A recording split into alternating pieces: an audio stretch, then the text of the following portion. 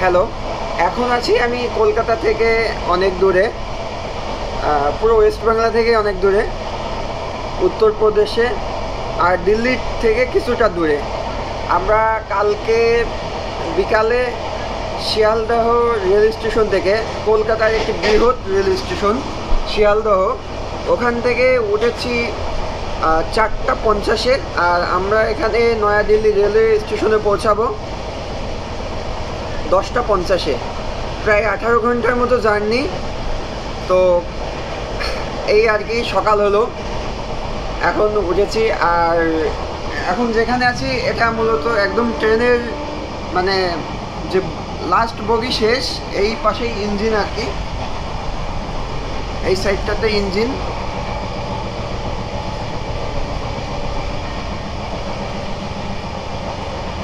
এটা মূলত ইঞ্জিনের বগি। এর এইখান থেকে আর ওই পাশে আমরা যেতে পারবো না। আর দিস ভিউ,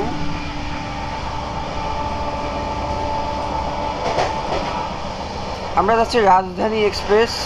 এটা একটি শক্তিশালী এক্সপ্রেস। কলকাতা থেকে দিল্লিগামী অনেক এক্সপ্রেস আছে, তার ভিতরে এটি অন্যতম।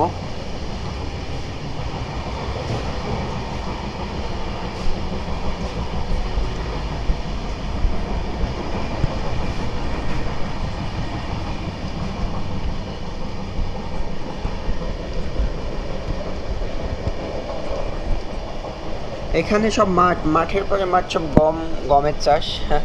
এখানে ধান বললে তো নাই, চোখেই বাঁধে না, সম্পূর্ণই প্রায় গম। আর আমি বগিগুলো দেখানোর একটু চেষ্টা করছি।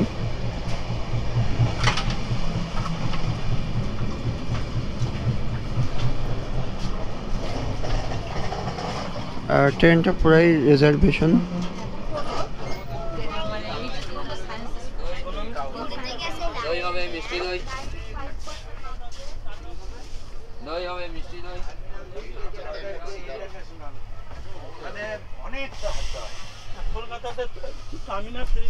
আর এটাই আমাদের কেবিন।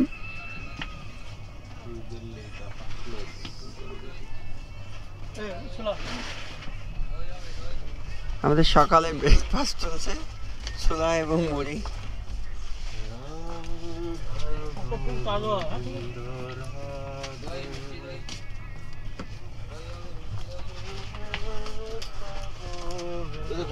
সম্পূর্ণই গম, গমের চাষ এদিকে।